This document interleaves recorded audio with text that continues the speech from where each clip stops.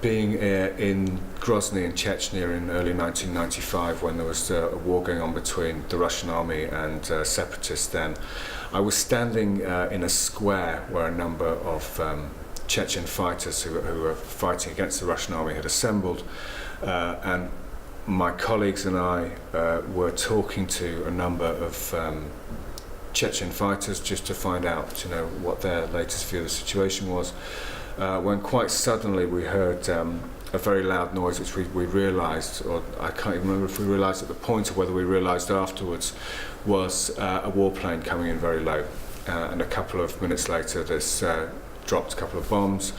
Not massive explosions, but they were big explosions. And I remember I ran into a building just off the square, which I think had probably been a bakery or something, because there was the back room into which we ran. I mean, obviously the shop, whatever it had been, was no longer functioning.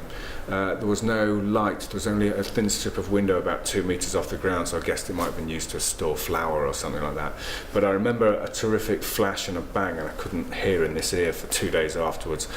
But when we went out to find out what had happened, I'd been separated from the group of colleagues with whom I'd been standing, and they'd gone into a cellar nearby. We found them in the cellar. Some wounded people were being treated, but two of the fighters to whom we've been chatting had been killed.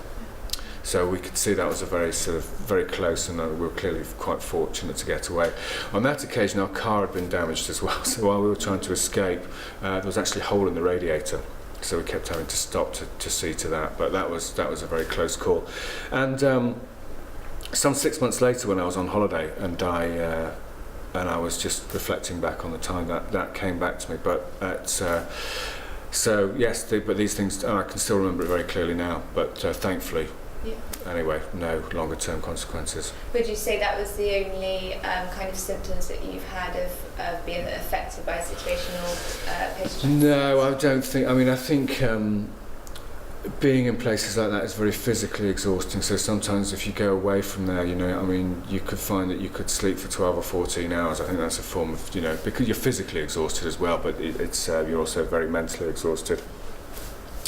And so I think that's probably another way it manifests itself. And I think some of the hardest things sometimes are coming back out of places like that into Western Europe or the United States or wherever else, because the contrast is so great. And it's, I remember having spent quite a difficult few weeks in Gaza at a time when there was a lot of fighting, and then coming back quite late on a Friday night to my flat in London and putting on comedy programs, and it was bewildering to watch, because it just was so, Friday night TV was just so very different from what I've been experiencing from the weeks before. So I think in a way that was a bit of a shock too.